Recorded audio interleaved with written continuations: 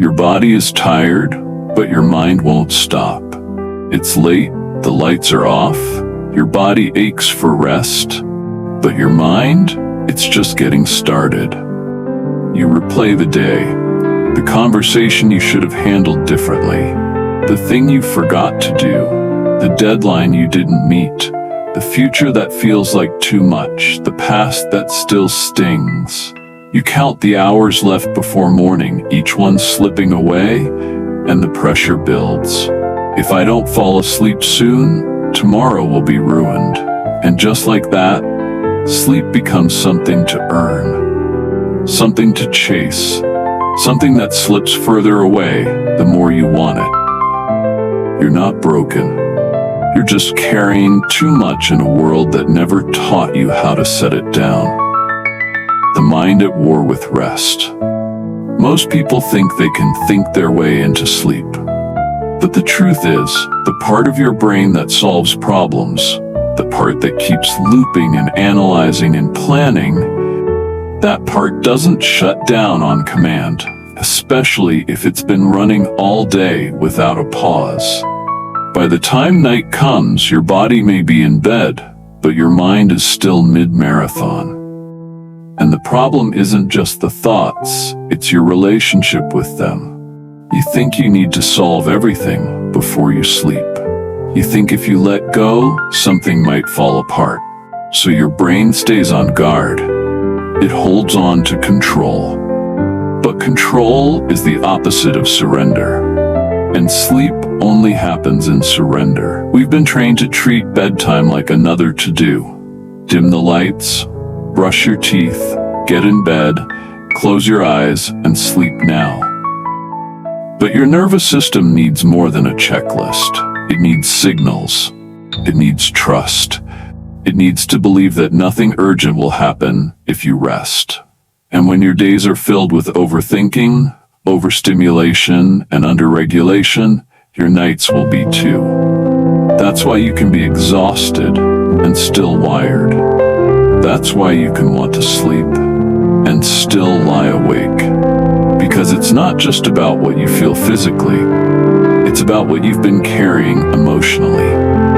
And no amount of melatonin will quiet a mind that's still convinced it's not safe to stop. In the next part, we'll explore what's really driving your racing thoughts and why trying to calm down might actually be making things worse. Why trying to relax makes it harder to sleep. The more you try to relax, the harder it gets. The more you tell yourself, just stop thinking, the louder the thoughts become. You take a deep breath, not to feel peace, but to force it. You shift your position, you count sheep, you try every trick you've heard, and all the while, a quiet panic grows beneath it all. Why can't I shut this off? The truth is, your brain doesn't respond well to pressure, even pressure to be calm. The moment rest becomes a goal, your system treats it like a task, and tasks require activation, thinking, effort, control, which is the very opposite of what sleep requires. Trying to make yourself fall asleep is like trying to fall in love. The more you chase it, the more it slips away. Because sleep, like trust, doesn't respond to command.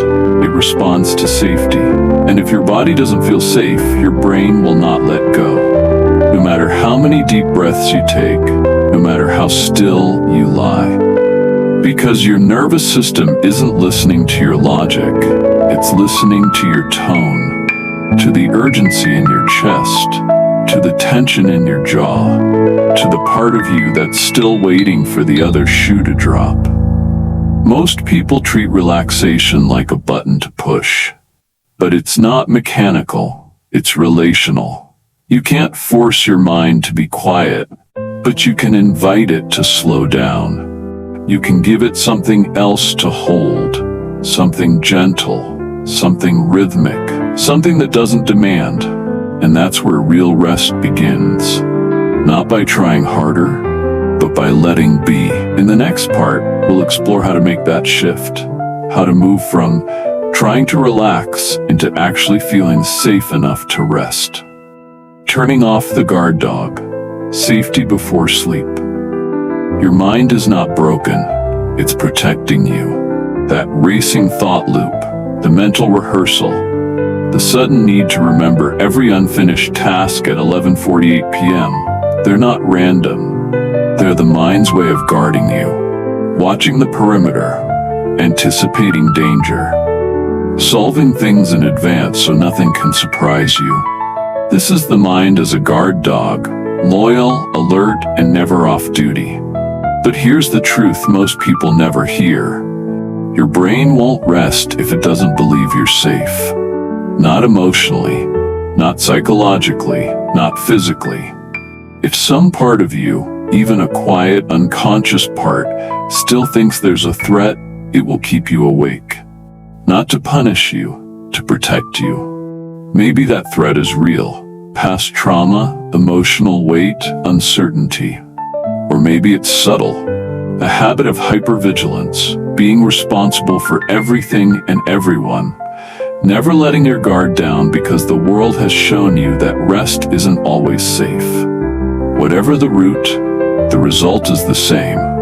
Your brain becomes a sentinel, and sleep becomes a risk it refuses to take. The key is not to tranquilize the dog, but to teach it that the door is locked, the lights are off, and you are home. You do this not with logic, but with signals. You downshift your breath, you soften your jaw, you speak to yourself in tones you've never heard from others. Not criticism, not urgency, but care. You trade judgment for presence. You don't say go to sleep, you say you're allowed to rest now. This is not instant, but it's powerful. Because every time you send a safety signal, even something as small as placing your hand on your chest and whispering you're okay, your nervous system registers it, and eventually, so does your mind. It stops bracing, it stops guarding, and maybe, just for a moment, it lets you go. In the next part, we'll look at how to create an actual wind down space, not just a routine, but a felt experience of safety, so that the guard dog of your mind finally feels like it can sleep too. Creating a wind down space that actually works. You've heard it before. Turn off your screens, dim the lights, brush your teeth, read a book.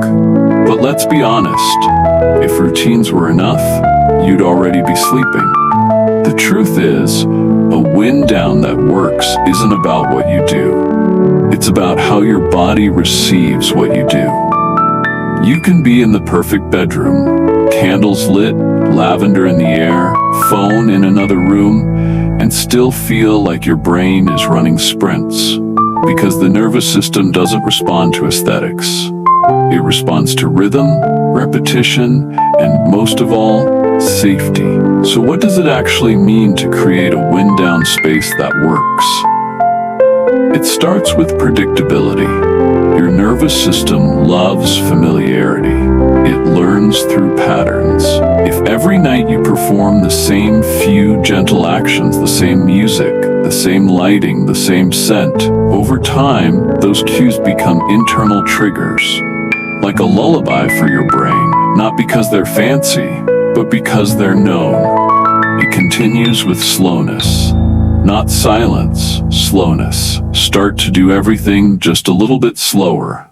Walk slower. Speak softer. Move gently. The body learns what slowness feels like only when you give it room to experience it. When you downshift physically, the mind begins to follow. Then comes containment. This is rarely talked about, but deeply important. Containment means giving your thoughts a boundary, a container to hold them so they don't flood you. Try writing down your worries on paper before bed, or speaking them out loud, softly to yourself or to a voice note you don't send. Say, I'm placing these thoughts here for now. I can return to them tomorrow. That simple act tells your mind it doesn't have to hold everything at once. And finally, The most powerful element, compassion, not towards your sleep, but towards yourself. If you lie down and your thoughts are still racing, don't panic. Don't say, "Why is this happening again?" Say, "Of course my mind is busy. It's been protecting me all day. But I'm here now and I don't have to fix everything tonight." Let your space reflect that tone. Warm, steady, unforced. Let your body feel it. And slowly, gently, your mind will catch up. In the next part, we'll go even deeper into what to do in the moment when your thoughts won't stop, when your body is tired but your brain refuses to let go, and how to speak to that part of you with enough softness that it finally begins to trust. What to do when the thoughts won't stop. You're lying there, lights off, room quiet, body still, but your mind, wide awake. Thoughts come in waves, not loud, not urgent, just relentless. And the worst part? You've tried everything. Breathing, counting, repositioning, telling yourself to let it go. But it won't. So what now? First, stop trying to sleep. Yes, really. Take sleep off the table for a moment, because the harder you chase it, the faster it runs. Your nervous system can feel that pressure, that subtle inner panic that says, "I need to fall asleep or tomorrow will be ruined." That thought alone is enough to keep you wired. Instead, say to yourself, "I'm just here to rest, nothing else." Now come back to the body, not to numb the mind, but to anchor it. Find a single point of focus. Maybe the feeling of the blanket on your skin, maybe the sound of the fan, maybe the rise and fall of your belly. Let that be enough. If the mind wanders, and it will, gently bring it back. No force, just return. And when thoughts keep coming, because some nights they do, talk to them. Not to argue, not to push them away, but to meet them. Say, "I see you, you're here, but you don't need to protect me right now." Or simply, "Not now, I'll come back to you in the morning." This is not about clearing your mind, it's about changing your tone with your mind, becoming less of a commander and more of a companion. If that feels too abstract, try humming softly, out loud or in your chest. The vibration activates the vagus nerve, a key signal of safety. Or try repeating a phrase like a lullaby. "I am allowed to rest. I am not in danger. I am here." It's not magic, but it's medicine, especially when done with consistency. And above all, if sleep doesn't come right away, that's okay. The body is still resting, the system is still learning, and that learning over time builds trust. Trust that eventually becomes the doorway through which sleep quietly returns.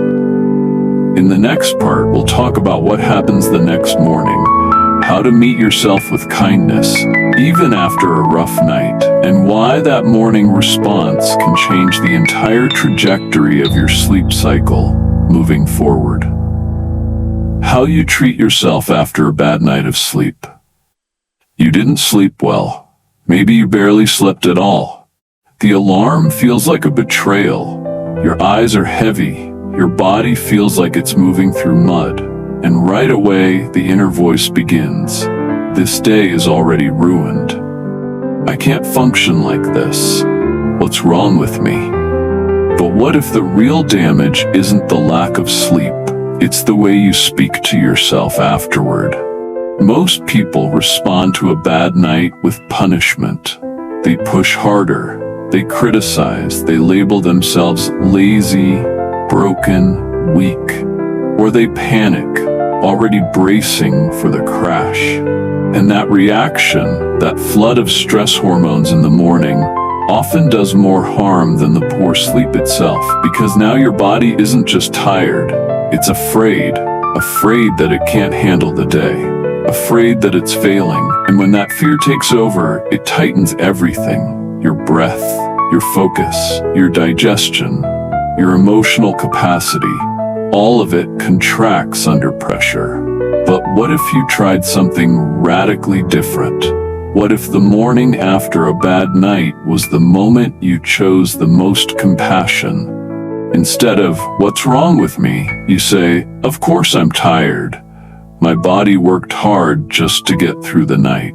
Instead of rushing, you move a little slower, even if just for 10 minutes.